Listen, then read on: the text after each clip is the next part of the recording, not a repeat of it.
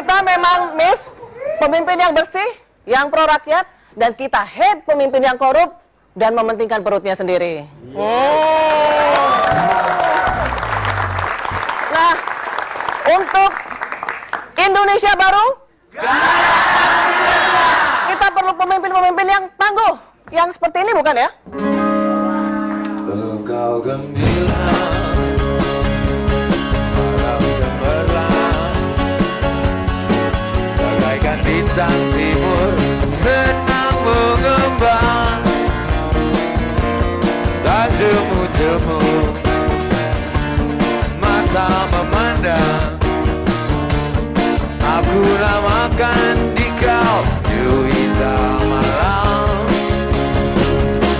sinar matamu nari-nari masuk menembus ke dalam jantung kalbu. Aku terpikat masuk perangkap, apa daya asmara sudah melekat. Juwita, Juwita Malam, siapakah jalan tua? Juwita Malam, dari bulan kedua.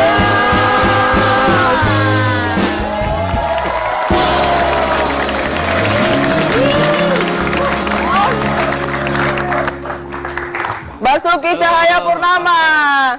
Welcome. Akhirnya nyanyi di sini Pak Ahok. Iya. Setelah Batak nyanyi di malam tahun baru.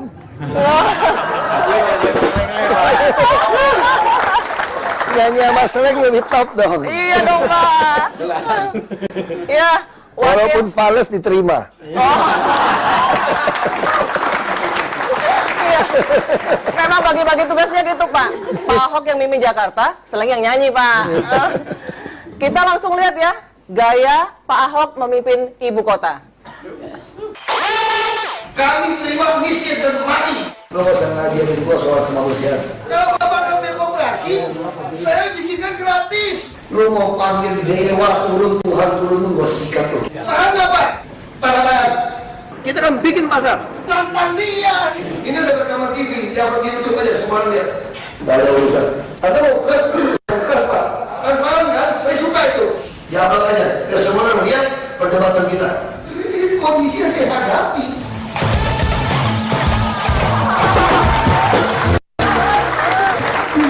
Pak Ahok. Iya. Ini apa nih? Galak, berapi-api atau tegas? Wah. Aku udah setengah lebih jinak kok. Wah. Tapi Pak Ahok memang perlu ya Pak ya mimpin Jakarta dengan gaya seperti ini. Sebetulnya gini, kita jujur aja, ini kan nonton terakhir kan. Sebetulnya udah 2-3 kali kita ketemu sebetulnya. Tetap ngeyel. Ya udah ngeyel, kita stut aja kira-kira gitu.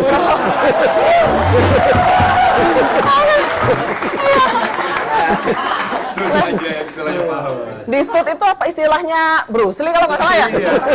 80-an tuh, 80-an. Jangan-jangan Pak Ahok memang mengidolakan Bruce Lee nih? Iyalah, gimana kan waktu kecil kan kita pasti demen Bruce Lee kan. Oh benar nih Soalnya berarti. melawan penjajah Jepang, menghina Jepang dulu kan susah kayak gitu kan. Terus belajar double stick gitu. Ya. Makanya kalau ngelihat nonton di sosial media gitu atau di TV, Pak Ahok itu kan kelihatan kayak heroik gitu ya. Nah, saya jadi mikir apakah waktu remajanya suka nonton film-film kungfu gitu atau film-film heroik gitu ya, superhero atau gimana, Ya, atau saya baca buku. mungkin korban nonton film cowboy kali. Bapak saya punya bioskop. Wah. Nonton gratis terus dong Pak. Tapi Pak Ahok berani bukan karena ada backingnya Pak. Biasanya Berani karena nggak tahu masalah sebetulnya. Nah, Pak Ahok, kalau saya boleh komentar, tapi jangan omelin Pak ya. Ya aku nggak boleh ngomel, soalnya 5 nih, 5 lawan 1 repot ini. tambah saya Pak satu. Kalau Pak Ahok ini kalau ibaratnya musik, gayanya Pak Ahok kayak musik tuh heavy metal atau rock and roll, lebih dekat ke slang, mungkin lebih cocok kita Pak sebenarnya Pak. Makanya begitu ketemu udah ada chemistry cocok kok. Gitu.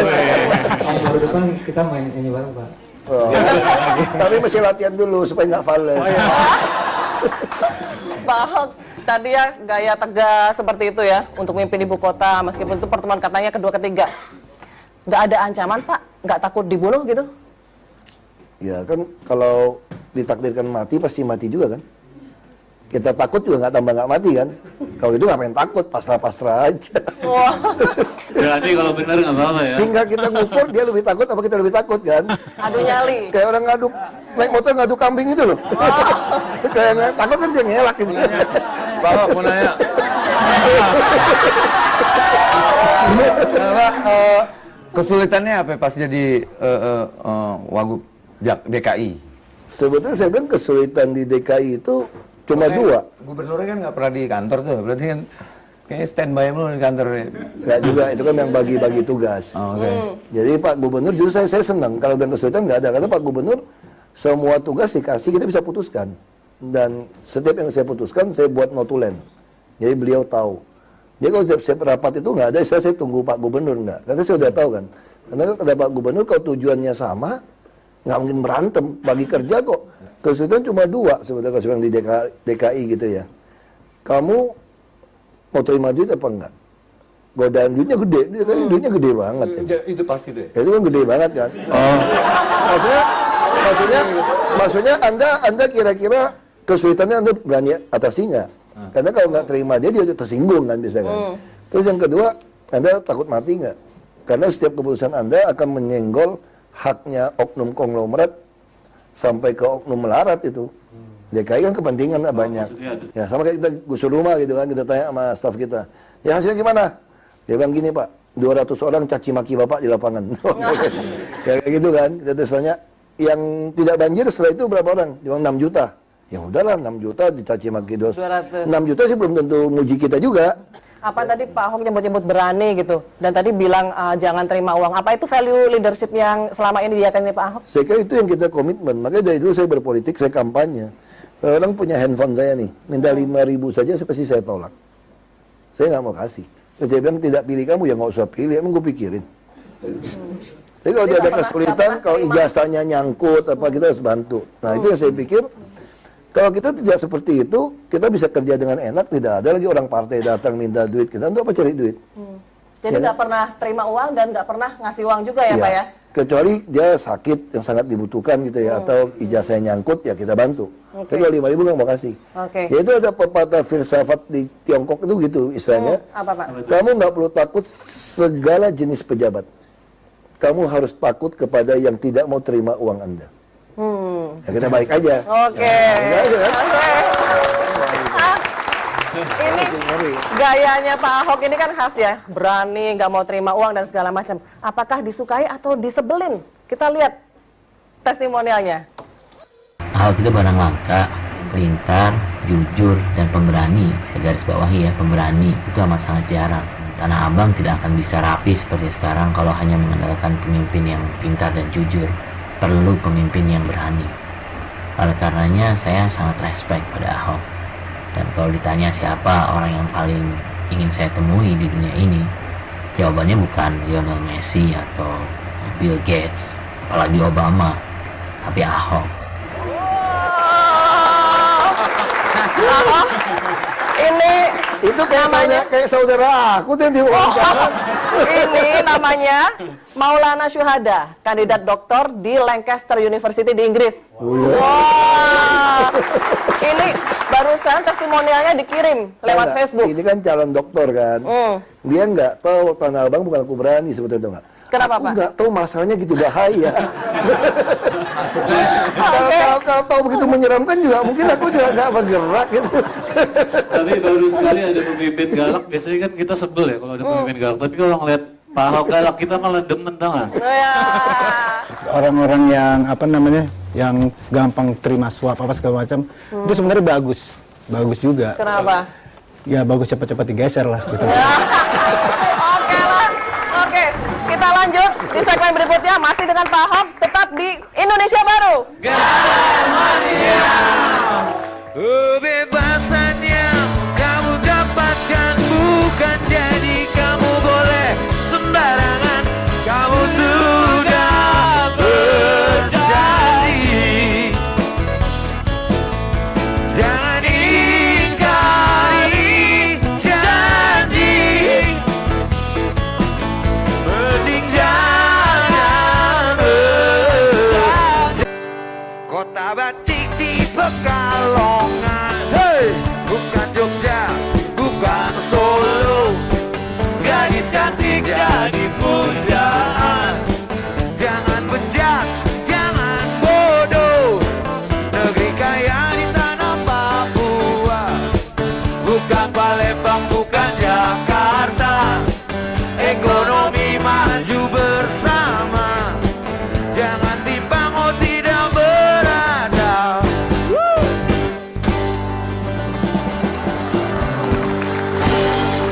Masih di Indonesia Baru. Nah, sekarang kita tanya sama Sleng ini. Pak Ahok ini masuk daftar revolusi cinta nggak? Slengkar pada tahu nggak kalau Sleng punya revolusi cinta? Belum. Belum. Oh, Mas Bim Bim bisa ceritain kalau gitu. Revolusi cinta ya, kita lagi ngelis tokoh-tokoh nasional Pak Ahok. Rencananya kita nyari 1.000 orang. Tapi sampai hari ini baru 30-an ya. Susah ya, susah. Dan itu orang yang jujur, sederhana, dan punya visi ke depan. Itu salah satunya Pak Ahok. Masuk list. Dan Sleng ini selektif banget loh Pak. Karena ada aktivis gitu ya yang sudah terpilih masuk ke dalam daftar, dikeluarin lagi. Karena kenapa? Degradasi. Oh, degradasi ya. Ada yang kena kasus. Itu jadi mudah-mudahan Pak Ahok nggak tetap ada di daftar terus. Nah, selain Pak Ahok ini tadi ya kita udah lihat ya, tegas, berani, bersih. Masih ada karakter lainnya deh. Kita lihat lagi deh VT-nya.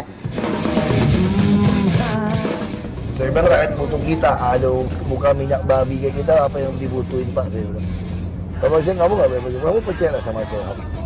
Satu hari nanti rakyat akan pilih kamu untuk membela hak dia ini. Boleh dipasang, asal Anda juga masukkan foto lawan Anda. Yang disetujui, jangan ada warnanya dikurangin. KPU bisa bikin, KPU bisa bikin aturan itu. Nah, ini maksud saya terobosan-terobosan ini yang harus KPU Bawaslu pikirin gitu loh. Jangan cuma ngabisin 1 triliun nggak karuan. Saya minta setiap sel yang dibuat dari kaum buruh pertanggungjawabkan itu sama kami, baru kita bisa ngomong.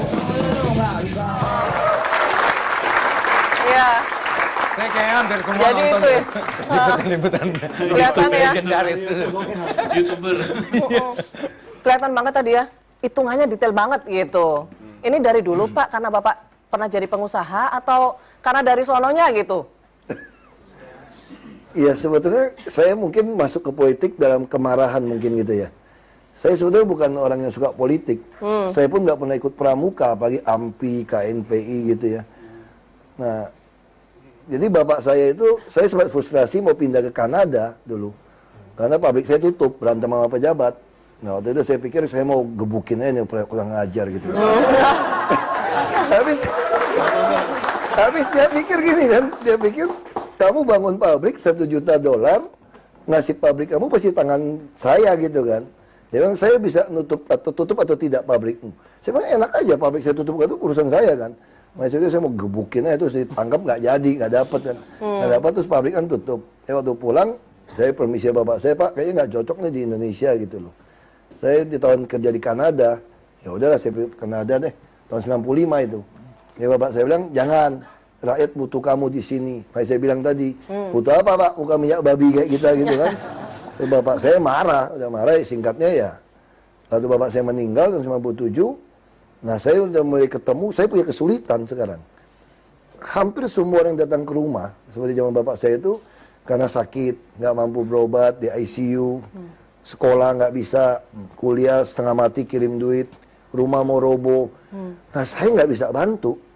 Makanya bapak saya bilang, dulu kan saya sombong lah, dulu kita pabrik bisa untung 1 miliar lebih, kita pikir, saya bantu aja orang miskin. Bapak saya bilang 1 miliar kalau kamu bagi orang miskin, 500.000 saja, cuma dapat 2.000 orang. Tapi kalau kamu jadi pejabat, kamu bisa membuat semua orang punya penghasilan 500.000. Nah, waktu bapak saya meninggal, 2003 pabrik tutup, saya nggak bisa nolong orang. Dan bapak saya bilang orang miskin nggak bisa lawan orang kaya kan, orang kaya nggak bisa nendang pejabat, makanya lu bangkrut lu katanya. Makanya Pak Ahok jadi pejabat sekarang. Nah, saya pikir kalau gitu udah, daripada saya nolong nggak bisa, lawan nggak bisa, ya saya ngebiayain orang juga berubah juga, saya masuk aja ke gelanggang tandingnya gitu loh.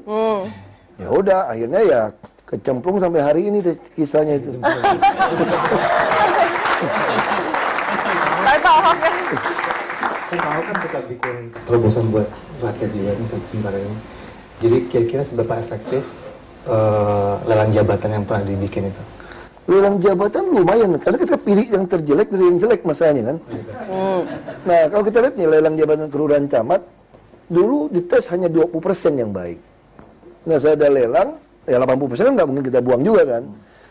Nah, akhirnya sekarang kalau kita survei di kelurahan kecamatan, orang yang tidak puas itu sudah di bawah 20%. Artinya lumayan, padahal kalau teorinya itu, kalau satu peti ada satu apel busuk, yang lain segar, yang lain ikut busuk tuh.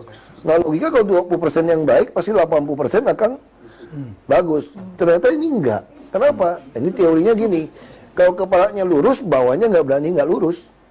Karena semua orang bisa lapor kepada kita. Nah, ini lelang ini lumayan. Yang gagal tuh lelang kepala sekolah kemarin. Dia patungan nyontek soal, kurang aja kemarin. Makanya saya bilang, Itu ditiru murid-muridnya ya berarti ya. makanya saya bilang, ini nggak bisa beresin, kita beresin kan. Ya, kalau gitu kepala dinas semua kita sembelih aja, ganti aja deh. Pak Ahok kalau tadi Guru kucing berdiri. murid kecil kembali. Pak Ahok itu kan lurah ya yang udah dilelang. RT RW mau dilelang nggak Pak? Nggak bisa, karena kita RT RW itu putusan di masyarakat. Nah, sekarang kesulitan kita yang terjadi itu apa? Umumnya masyarakat itu tidak peduli untuk pemilihan RT RW. Bahkan kalau kita ngomong jujur, dalam sistem demokrasi ini kalau kalian yang baik-baik nggak mau masuk, yang nggak baik yang berkuasa. Nah, ditambah lagi ada oknum RW yang memang preman kan. Tanah-tanah negara, apa jalur hijau, dipantek-pantek jadi kios, parkir liar, dapat duit dia. Jadi udah benar kaya, nggak Pak? jadi menang Karena kita melulu. dengar Bapak pengen memidanakan RT RW yang merugikan rakyat yang bandel-bandel gitu. Iya, kita lagi cari celahnya gimana. Kita sampai lagi kerjasama dengan Dirjen Pajak, jadi kita mau kayak film Al Capone. Kita kejar pajaknya. Oh, jadi yang dikejar pajaknya ya Pak ya? Ini korban film, ini korban film ya. Mulai dari kungfu sampai Al Capone. Ini Mas Ivan. Silakan Pak, Mas Ivan silakan. Enggak, ya, Pak Ahok ini kelihatan berani, tangguh gitu ya. Seorang pemimpin yang tangguh kan butuh rakyatnya juga tangguh. Kalau rakyatnya nggak tangguh, susah untuk maju bersama kan Pak ya. Pak Ahok sendiri bagaimana agar rakyat Jakarta ini bisa ikut tangguh? Jadi yang paling penting buat kita, kalau disingkat gitu ya, gimana kita membuat warga DKI otaknya penuh, perutnya penuh, dompetnya penuh. Wih, cakep tuh. Nah, kalau otaknya, ya kalau otaknya penuh, otak penuh kan macam-macam kan, termasuk seni, agama macam-macam. Kalau perut penuh berarti kan sehat, bisa makan banyak. Kalau dompet penuh daya beli. Nah, ini yang harus kita ciptakan. Kalau itu udah terjadi, kita ingin membuat orang tidak perlu peduli kami, tidak perlu ngemis sama kami pun Anda dapatkan hak Anda. Harusnya pun kalau Anda tidak suka sama saya pun Anda berhak mendapatkan hak Anda. Soal Anda suka nggak suka, orang cuma jadi presiden aja cuma 50% plus 1 kok pusing amat gitu loh. Artinya apa Pak? Jangan-jangan lebih gampang ngurus Indonesia daripada Jakarta. Kan tadi Pak Ahok bilang lebih gampang ngurus Jakarta daripada Bangka Belitung. Memang. Jadi Mau memang gimana nih Pak? Memang mau naik ngurus Indonesia atau gimana? Bukan gini. Buat saya jujur aja, saya selalu memimpikan. Jakarta biar buat selengnya Pak. Iya. Jadi gimana Pak Ahok? Siap nyebrang dari Merdeka Selatan ke Memang Merdeka lebih Utara? dekat dari Merdeka Selatan ke Merdeka Utara, tinggal nyebrangin Monas doang kan. Gampang ya Pak Kalau ya? dari Bangka Belitung kan berenang lewat selat. Ini nyebrangkan hiu. Kita lanjut di segmen selanjutnya. Tetap di Indonesia Baru. Kebebasan yang kamu dapatkan bukan jadi kamu boleh sembarangan. Kamu sudah berjanji jangan ingkari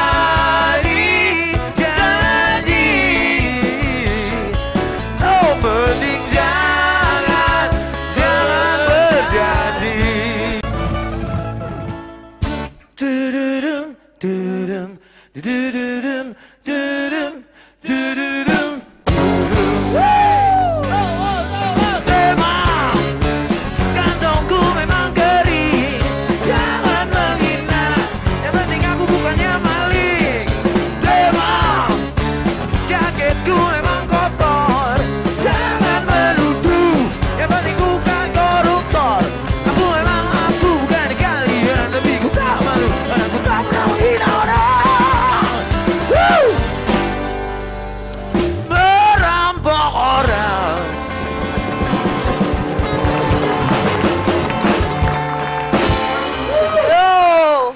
Memang lagunya Slank tahun 1991. Ya, betul. Jangan sok imut. Ada yang ngaku belum lahir? Dan sekarang barengan. Oh, barengan.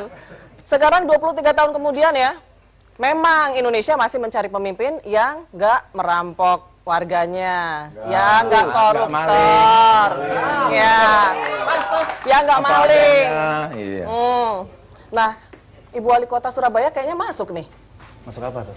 Masuk kategori pemimpin yang dicari. Boleh dong. Boleh dong, boleh. Itu salah satu. Salah satu. Salah satu list. Oke, Ibu Tri Risma hari ini. Silakan Ibu. Ya, apa kabar Bu? Baik, alhamdulillah. Supaya lebih kenal, kita lihat dulu ya profilnya Ibu Risma. Yang ini nih.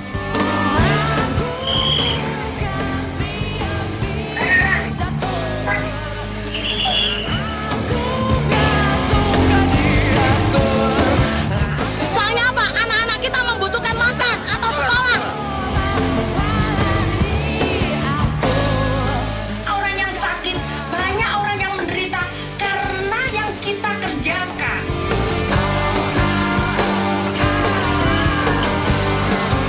Wow. Seru ya. Saya lihat Ibu selalu turun langsung ya kalau ada apa-apa Ibu ya. Tadi ada tuh mengatur lalu lintas Bu kalau nggak salah. Macet gitu atau kenapa tuh? Katanya sampai sempet patah ya dulu. Iya ini mata. Oh, di sebelah mana Bu? Kenapa? Di sebelah mana? Ini. Oh, waktu sedang Lihat ngeruk saluran. Ini kampungan wali kota. Wali kota masuk got. Oh, itu lagi kerja bakti gitu Bu, ngeruk saluran aja. Ya biasanya kan saya kontrol apa namanya kalau ada pekerjaan yang tertentu gitu saya kontrol sendiri gitu. Oh. Nah terus dari situ kan saya bisa evaluasi mereka harus apa gitu.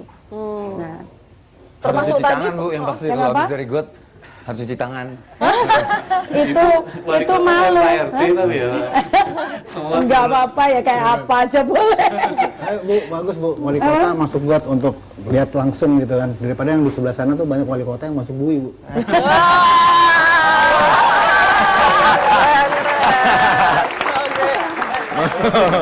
Paten Pak Haji.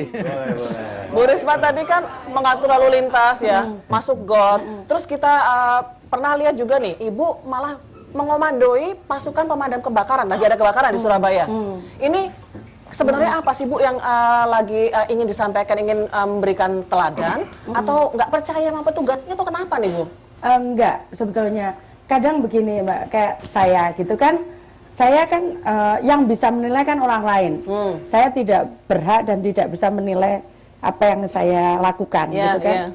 Nah, di situ kadang itu teman-teman pemadam kebakaran itu kan dia kerja, oh ya api harus mati aja. Tapi kadang dia nggak punya strategi gitu kan, nggak punya strategi bagaimana madamkan cara efektif untuk pemadaman. Saya sering berdebat di situ. Pertama mereka apa namanya, Bu jangan, mereka terketan takut ada apa-apa. Karena kalau ada apa-apa sama saya mungkin mereka takut disalahkan juga. Tapi saya ngomong ini kalau pertama saya diemin aja. Lama-lama kalau gini kan habis gitu kan. Gemes ya Bu? Iya, akhirnya terus pertama enggak bisa. Saya ambil alih pimpinan, saya bilang gitu. Kamu naik ke sana, kamu naik ke sana. Saya bilang gitu, terus selesai. Nah sekarang mereka percaya bahwa saya tidak apa-apa kalau saya Tadi ya, kebakaran lagi hebat gitu ya, lalu lintas lagi macet nih. Ibu nekat turun, mungkin tanpa background gitu, apa nggak takut tambah semerawut gitu Bu? Iya. Enggak, karena semua saya lakukan, saya nganalisa dulu. Setiap saya itu saya nganalisa. Nggak asal gitu. turun ya Bu Tapi ya? kalau saya turun, mereka taat gitu, berhenti gitu, Iya. berhenti. Iya. Kadang anak Surabaya emang harus digituin Bu ya. Gini, gitu ikut ya. Saya dengar Ibu Risma ini sampai selain kan pernah manggung di Surabaya.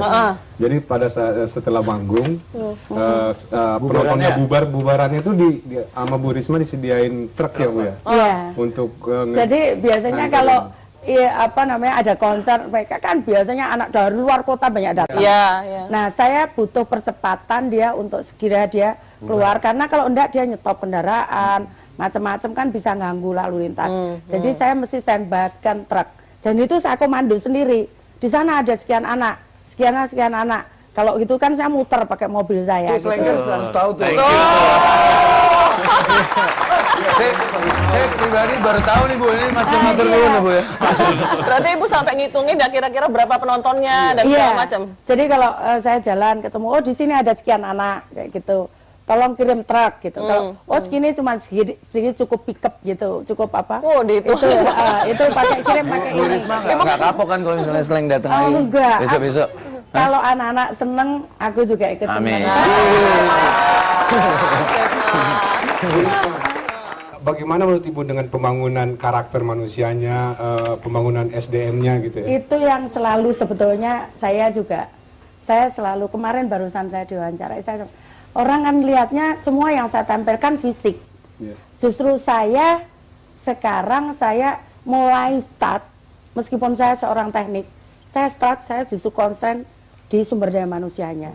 Saya justru konsen di situ. Pada waktu saya jadi wali kota, saya punya lembaga khusus untuk nakani anak yang nakal-nakal. Dulu masih kelas 5 SD mabuk, kemudian suka nyopet, suka nyuri, itu saya kumpulkan. Nah sekarang ada kemarin dapat medali perak SEA Games. Jadi sekarang ada yang mau masuk tinju profesional, ada yang mau jadi pemain bola. Jadi mulai pembangunan karakter ya Bu ya. Jadi termasuk mungkin ini nih, Bu Risma ini sepertinya di Surabaya ada kalau nggak salah 5 lokalisasi ya Bu. 3 udah ditutup, benar nggak Bu? Doli. Ya. Doli sulit Bu. Itu membangun mental ya Bu. Iya, apa ini jadi prioritas juga Bu untuk pembangunan mental karakter gitu? Jadi sebetulnya saya pernah didatangi awal itu. Saya pernah didatangi 20 orang kiai. Bu Risma tutup. Ya saya guyon yai, saya tidak pernah buka kok, saya suruh nutup gitu. Tapi terus kemudian saya sampaikan, gimana nutupnya yai, saya kan tidak bisa nutupnya seperti itu. Nah tapi kemudian di perjalanan itu mungkin juga Tuhan menunjukkan. Di perjalanan itu banyak anak remaja kena kasus trafficking. Nah ternyata kalau saya telusuri, saya turun betul, saya dalami bagaimana anak itu, saya ajak komunikasi, itu saya benar-benar turun sendiri. Saya ketemu dengan orang tuanya, itu kemudian ternyata ada benang merah dengan dengan kawasan-kawasan itu. Itu pas approach-nya gimana Bu? Ngebubarin atau nutup itu Nutupnya, tuh kayak yang di TV-TV yang wow dihancur-hancurin tempatnya gitu. Enggak begitu, aku nggak mau kayak gitu. Aku enggak. Cewek. Jadi enggak juga. Jadi sebelumnya begitu aku tahu gitu, terus ada cerita seorang mantan PSK yang sudah tua 62 tahun. Dari situ kemudian aku, oh ya ini harus begini. Tapi sebelumnya saya cermati dulu bagaimana karakter dulu. Saya turunkan bukan hanya staf saya perempuan. Saya turunkan sebetulnya bagaimana sih di dalam itu gitu. Nah ternyata dari situ saya dapat cerita. Jadi saya punya foto lengkap dan dia biografinya, kemudian datanya dia kenapa sampai terjun ke situ, saya punya data itu lengkap. Tapi terus solusinya apa yang Bu Risma berikan untuk ini? Karena ya misalnya jadi sumber masalahnya belum selesai, seandainya ekonominya masih bisa, kurang bagus. Itu tadi yang saya sampaikan, Yai, kalau saya bisa memberi makan mereka semua dengan keluarganya, mungkin saya bisa nutup, saya sampaikan begitu. Nah, ditulislah kemudian wali kota menolak penutupan awal itu. Itu awal. Nah, kemudian setelah itu, dia masih sebenarnya, dia pun tidak mau sebenarnya seperti itu. Nah, akhirnya ayo kita berikan pilihan. Nah, kemudian saya turun, ada yang, mohon maaf saya tidak bisa sebutkan di sini, tapi kemudian yang yang terlihat kasat mata adalah kita memberikan alternatif dia untuk pekerjaannya. Nah, Misalnya kemudian apa aja, Bu? contohnya misalkan saya membuat pelatihan tentang bagaimana menjahit, memasak, dan ini sekarang ada salah satu kawasan yang sekitar bulan Mei tahun lalu saya tutup, sekarang ini sudah bisa ekspor. Itu hasil-hasil mbak-mbak itu. Ya. Ya. Ya. Kalau dengar jawabannya Ibu Risma ini, Ya. kelihatannya masih semangat untuk kerja gitu. Ya. Saya jadi ini, apakah Bawa ke Jakarta lagi ya? itu akan gimana tuh, Bu? Ya, apa namanya, itu kan pilihan ya. Itu kan pilihan. Saya terus terang tidak punya beban dengan jabatan saya. Karena justru saya sebetulnya berat sekali. Kalau boleh milih saya enggak. Karena ini pertanggungjawaban saya bukan hanya pertanggungjawaban ke masyarakat, tapi pasti kelak, karena Surabaya wali kotanya cuma satu gitu. Pertanggungjawaban saya kelak di akhirat itu berat sekali. Saya malah pernah bayangkan itu, aduh gimana, kapan apa saya bisa masuk surga gitu. Kalau misalkan satu orang warga saya ngomong, itu dulu zaman saya itu, kemudian saya menjadi menderita kayak gitu. Itu saya membayangkan itu. Apa saya bisa masuk surga itu, makanya saya tidak mau. Jadi sebelumnya semakin cepat semakin baik gitu. Tapi kemarin diingatkan ada salah satu ya saya bilang, ingat hikayatnya Nabi Yunus. Dia tidak boleh saat dia meninggalkan umatnya, kemudian dihukum oleh Tuhan, dia dimasukkan ke mulut ikan hiu. Ya. Saya diingetin itu, saya terus kemudian juga sempat merenung, apa ya saya meninggalkan gitu. Daripada mundur mendingan pindah Jakarta ya, Bu. Saya terus terang enggak dengan dengan jabatan itu saya enggak mau minta, dan saya selalu nolak. Kenapa? Karena itu berat.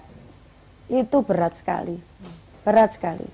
Pasti ada di luar kita yang Tuhan kemudian memberikan semacam mungkin semacam ini menunjukkan begini, ini loh ada masalah begini, dan caranya tuh macam-macam gitu loh. Saya tidak ingin, karena saya tidak ingin kemudian karena ambisi saya kemudian saya dicoba Tuhan dan yang terkena itu rakyat masyarakat saya gitu. Karena itu saya tidak pernah mau minta, dan saya juga tidak pernah mau kan biarlah nanti Tuhan yang menentukan apa yang terjadi ke saya. Ya. Oke. Begitu menginspirasi perjuangannya Bu Risma. Yang jelas tadi ya Bu, maju terus pantang mundur. Kita lanjut ya di segmen berikutnya. Tetap di Indonesia Baru. Gak ada matinya. Kebebasan yang kau dapatkan bukan jadi kamu boleh sembarangan. Kamu sudah berjanji, jangan ingkari janji. Mending jangan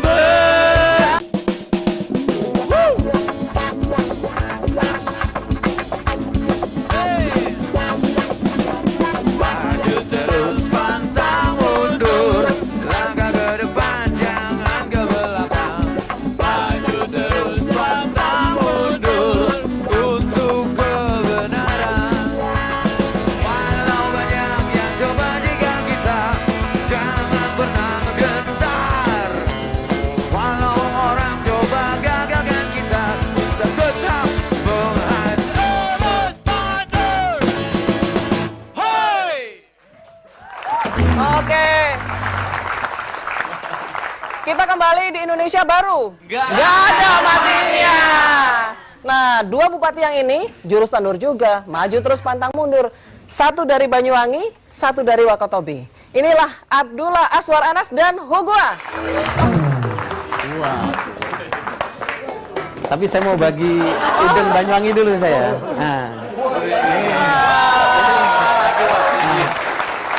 Mau yang mana? Udang Banyuwangi. Ini bupati, Nggak bisa ngomong, nggak bisa ngomong. Kacamata tukeran, Mbak. Tukeran.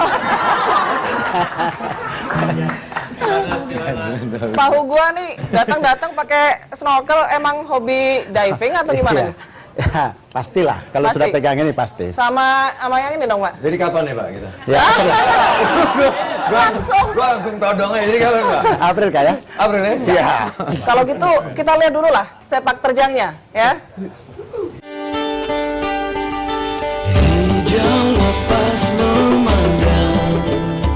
Sunrise of Java, inilah sebutan Banyuwangi, kabupaten paling timur di Pulau Jawa.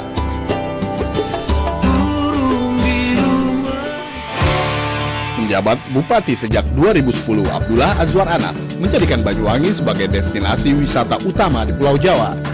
Tak hanya mengandalkan alam yang indah, Bupati muda ini menjadikan budaya masyarakatnya sebagai daya tarik.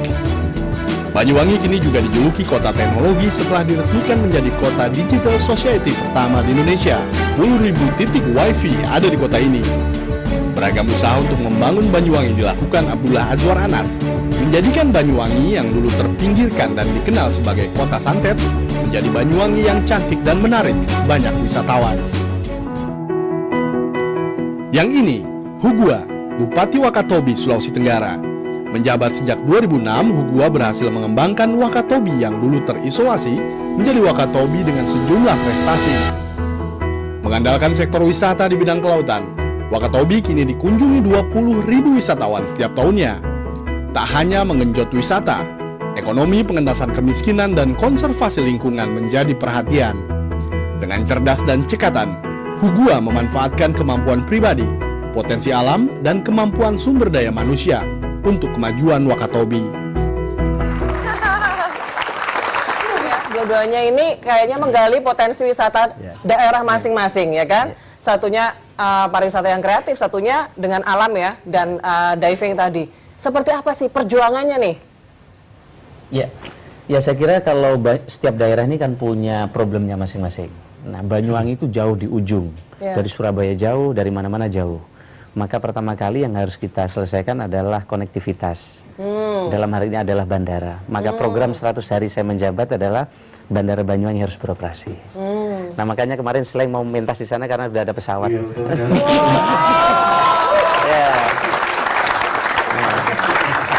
Jadi kalau belum ada nggak mau mentas dulu apa gimana? Soalnya Banyuwangi nambung banget kan, Surabaya jauh. Iya, dari Bali mesti nyebrang dulu. Setelah ada pesawat sekarang hanya 40 menit dari Surabaya. Ngomong-ngomong konektivitas, Pak, kemarin kan waktu kita ke Banyuwangi, Bapak sempat ngomong lagi bangun wifi. Iya. Gimana tuh? Ya, jadi sekarang ini meskipun jauh kan anak-anak ini butuh akses. Nah, maka meskipun Banyuwangi jauh dari kota, anak ini perlu dikoneksikan dengan wifi. Tapi wifi ini sudah dibersihkan dari akses pornografi. Wow. Karena disaring dulu, Pak. Iya. Karena Satpol PP saya capek ngawasi warnet-warnet yang anak-anak ngakses pornografi. Maka kita bikin wifi, karena kalau anak-anak ngakses itu Satpol PP-nya ikut ngintip juga. Maka kita bikin wifi, dan ini di ruang-ruang publik, termasuk di halaman-halaman publik, di gereja, di masjid, pura, termasuk di alun-alun. Kalau Wakatobi, saya bisa ini juga mendarat pakai pesawat juga kan? Oh iyalah. Di sana justru kabupaten, salah satu kabupaten yang 2 bandaranya. Oh ya? Oh iya. Dua, Pak? 2. Satu milik swasta, ya dari Bali langsung charter flight. Satunya milik pemerintah daerah. Kenapa sampai perlu 2 itu? Apa? Dan mungkin ada cerita-cerita di balik perjuangan bikin bandara Wakatobi ini? Iya, jadi begini. Wakatobi itu kan 142 pulau. Ya. 97% laut dan 3% daratnya. Jadi saya itu sebetulnya bupatinya ikan-ikan. Makanya nggak salah ya Pak ya, pakai tadi ya. Lalu ini di antara Laut Banda dan Laut Flores, ombak bisa capai 7 meter pada saat tertentu ya. Nah, kalau lagi musim timur. Nah, lalu dari pulau ke pulau, ke ibu kota kebetulan, yang bandara pertama itu jauh dari ibu kota. Dan ini milik swasta, tidak bisa kita landing setiap hari. Lalu jadi pada saat saya dilantik jadi bupati, pada saat itu masih Gubernur Ali Mazi, begitu kita masih pakaian putih-putih, saya bilang sama dia, ayo tidak usah kita buka pakaian, kita ke sebuah tempat. Kemana? Ke sebuah tempat. Untuk apa? Kita resmikan bandara. Terus di mana lokasinya? Nanti kita resmikan saja dulu, baru kita cari lokasi. Dua pemimpin ini ada yang menarik nih, dua-duanya suka nolak. Nah, yang satu menolak eksplorasi minyak di Wakatobi, yang satunya lagi menolak pembangunan mall di Banyuwangi. Gimana ceritanya tuh? Betul, sejak kami menjabat, saya tidak mengizinkan Alfamart, Indomart diizinkan di Banyuwangi. Sejak kami menjabat, ya. Terus mall tidak kami izinkan di kota Banyuwangi, tapi kami izinkan di kecamatan namanya Kecamatan Genteng, di luar kota. Sehingga banyak dilihat di Belanda, di Amerika dan beberapa tempat, justru mall-mall besar tidak di tengah kota, tapi justru di pinggir. Maka menyebarkan pertumbuhan itu. Kira-kira gitu. Eksplorasi minyaknya gimana Pak Gua? Jadi kenapa ditolak tuh Pak? Jadi gini, kan ini kawasan Taman Nasional. Dan juga baru saja dideklarasi UNESCO sebagai kawasan cagar biosfer bumi. Nah, lalu ketika ada rencana, iya saya dengar-dengar cerita mau ada pemboran, mau ada minyak. Saya bilang sama Pak Gubernur, bolehkah seluruh minyak Indonesia habis dulu baru kita bor di situ? Pak Hugua ini ya, ini dulunya aktivis kan Pak ya? Betul. Yang suka ngeritik pemerintah. Betul. Tapi sekarang duduk di kursi eksekutif. Betul. Nah, kayaknya kebalik, dikritik oleh beberapa aktivisnya Pak ya sekarang ya. Bahkan ada aduan yang sudah masuk ke KPK. Ini Pak, komentarnya Pak. Jadi begini, kita kan mesti diuji. Kita itu mesti diuji. Dan saya dulu aktivis LSM. Ya, ketika saya menjadi aktivis LSM, kan niat kita kan, yang penting kan ikhtiar kita, niat kita. Niat kita baik untuk negara. Nah, ketika saya menjadi bupati, ya pastilah saya nikmati yang namanya kritik, saya nikmati yang namanya masalah. Karena memang itu. Jadi, begitu kritik apa saja, saya bisa welcome. Tapi berarti benar nggak korupsi ya Pak ya? Ya insya Allah lah. Oke, sementara niat kita baik-baik aja kan. Oke, sementara Pak Anas nih, 2 bupati Banyuwangi sebelumnya ditahan karena proyek pembangunan bandara tadi. Bapak nggak takut bernasib sama Pak? Ya jadi begini, tentu ini semua menjadi hikmah, pengalaman. Maka pertama kali saya menjabat adalah dalam beberapa bulan saya minta BPKP pusat ditempatkan di Banyuwangi. Sehingga sekarang kabit akuntansi saya adalah pejabat BPKP pusat, supaya menjadi alarm bagi saya ketika ada administrasi yang salah. Yang kedua, ketika kami akan mengoperasikan bandara, kami langsung MOU dengan Kementerian Perhubungan Pusat untuk menjelaskan antara aset provinsi, aset pusat, dan aset pemerintah daerah. Jadi ini semua menjadi pelajaran buat kami. Meskipun jadi bupati berat sekarang. Kata teman-teman dulu, perasaan jadi bupati boleh korupsi, giliran sekarang nggak boleh. Ini barusan ya, Pak Anas kan justru mendatangkan dari BPK Pusat ya Pak ya? Iya, BPK. Ke Banyuwangi. Bapak sendiri nggak berniat ke pusat Pak? Waduh, kita ini ilmunya harus belajar banyak. Wah. Tapi partai Bapak kan PKB ya, justru mengajukan artis nih ya, Rhoma Irama. Bapak nggak merasa, wah lebih bisa saya gitu? Pertanyaannya agak repot ini. Tapi harus jawab Pak. Apa jawabannya Pak? Nah, ini pengurus PKB. Oke. Jadi menjadi seorang pemimpin, salah satu tugasnya adalah menyatukan impian rakyatnya ya. Karena kebanyakan yang kita lihat seorang pemimpin mengejar impian pribadinya gitu. Nah, kalau bapak-bapak berdua nih udah tahu apa kira-kira impian rakyatnya dan bagaimana cara mewujudkannya? Ya, jadi saya kira, saya dulu ya, Mas. Ya, agak Pak Uga silakan. Ini yang sudah 2 periode. yang muda dulu. Sorry, yang muda dulu. Yang paling timur dulu. Yang 2 periode. Saya dulu, oke. Jadi kalau Ibu Risma itu belusukan masuk ke got, kalau kami di daerah itu belusukannya masuk ke laut. Artinya di kepemimpinan di daerah itu harus mengerti, dan saya kira kepemimpinan itu harus mengerti fakta lapangan. Pemimpin itu seperti gembala, seperti pengembala kan. Dia duduk di belakang, dia biarkan ternaknya jalan berada di depannya, dan dibiarkan satu yang paling gesit untuk berada di depan, yang lainnya ikut. Dan selama perjalanan itu mereka tidak sadar bahwa sebetulnya ada seseorang yang mengontrol dan memandu dari belakang. Jadi pemimpin itu memang mesti jadi contoh. Saya udah nanya 5 bupati pesisir, Bapak bisa nyelam nggak? Yang jawab tidak tuh ada 2 orang, padahal daerahnya daerah pesisir. Ya. Itulah tadi itu kan kakak, makanya vital. Itulah saya katakan tadi. Seperti saya misalkan, saya mau berbicara tentang fakta bawah laut. Kalau hanya saya di atas, lalu apa saya bisa bicara? Nah sekarang kalau saya tampil di mana-mana pasti orang tercengang karena saya melihat faktanya di lapangan. Saya bisa jelaskan apa adanya. Jadi saya kira itu bagian daripada yang diistilahkan tadi, ya itulah pemimpin itu kayak kecontohan lah. Jadi nggak cuma di atas ya Pak, nyelam sampai ke bawah ya Pak ya.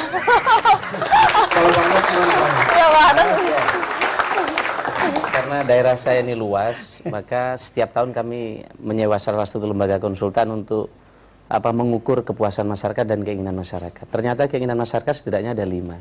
Masyarakat kami itu pengen tenang. Tenang. Pengen nyaman. Dapat harga sembako yang terjangkau, lapangan pekerjaan ada, kemudian jalan ini bagus. Jadi ada sampai bilang orang desa, Pak Bupati, kalau ini mboten peduli ekonomi naik apa turun, inflasi, nopo mboten ngertos, yang penting jalan kalau saya. Jadi rakyat itu sederhana. Yang apa penting, Pak filosofi kepemimpinan di Banyuwangi nih? Jadi dengan warga yang tenang, Bapak juga tenang gitu, kalem. Ya, harus mengajak banyak orang, karena tidak mungkin kita bisa mengerjakan sendiri. Tepuk tangan untuk 2 bupati yang sukses membalik citra daerahnya masing-masing. Kita kembali lagi setelah pariwara berikut, tetap di Indonesia Baru. Kebebasan yang kamu dapatkan bukan jadi kamu boleh sembarangan. Kamu sudah berjanji, jangan ingkari janji. Oh, mending jangan berjanji. Hujan siramilah, hujan basahi kemarauku. Hujan siramilah, hujan sejukkan Indonesiaku.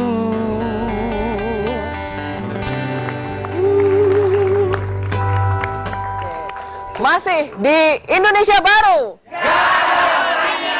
Nah, tadi kita udah ngobrol-ngobrol, ada 4 tamu ya.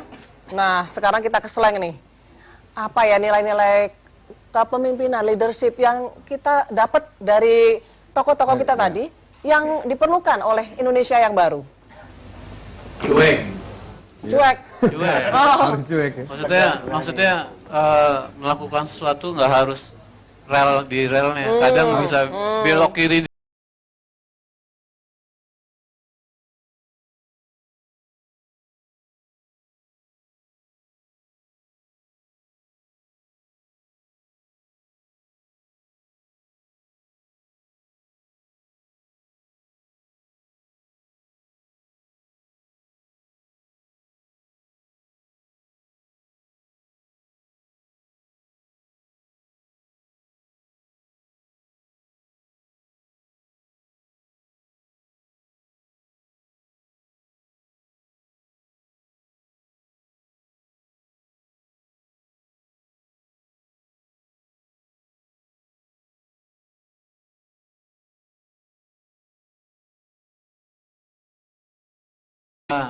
Gampang sih, jujur. Jujur. Indonesia Baru, pemimpin Indonesia Baru adalah jujur, berani. Oke, jujur berani. Oke. Bang Ivan. Niat lurus. Niat lurus. Oh, oke. Mas Ridho. Anti korupsi. Anti korupsi. Belum habis nih. Iya, oke, Mas Kakak. Mas Kakak masuk.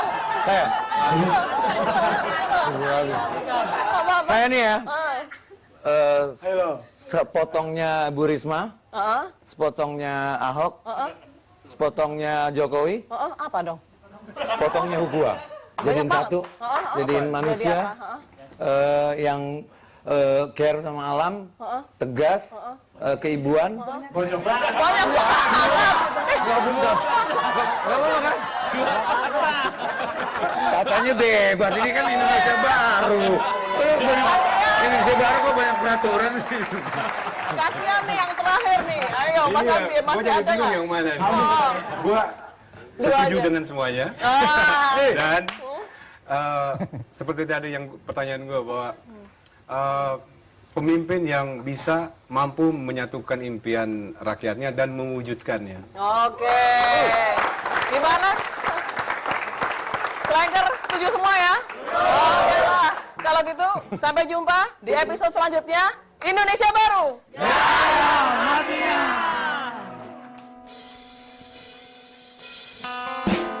Wah, aku rindu dongeng-dongengmu tentang para pahlawan dan arti pengorbanan.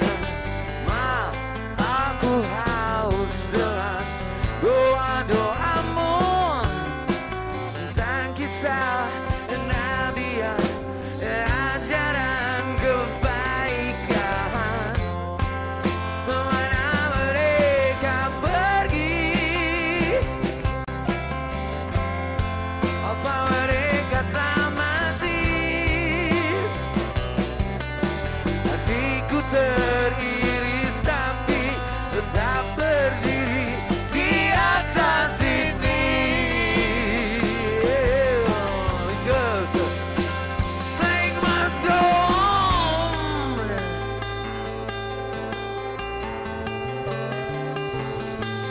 Para pendoa bercerita tentang surga di balik layar mereka berdansa dengan dosa.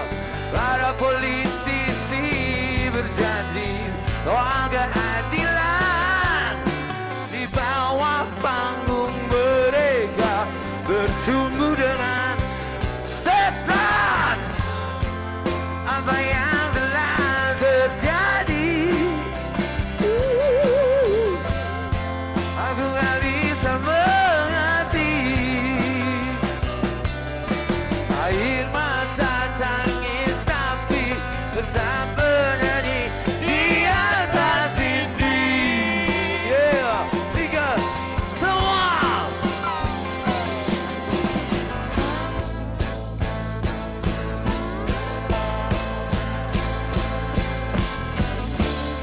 lampu telah dinyalakan, telah dikeraskan, tirai telah disingkapkan, dan kini saatnya, yeah.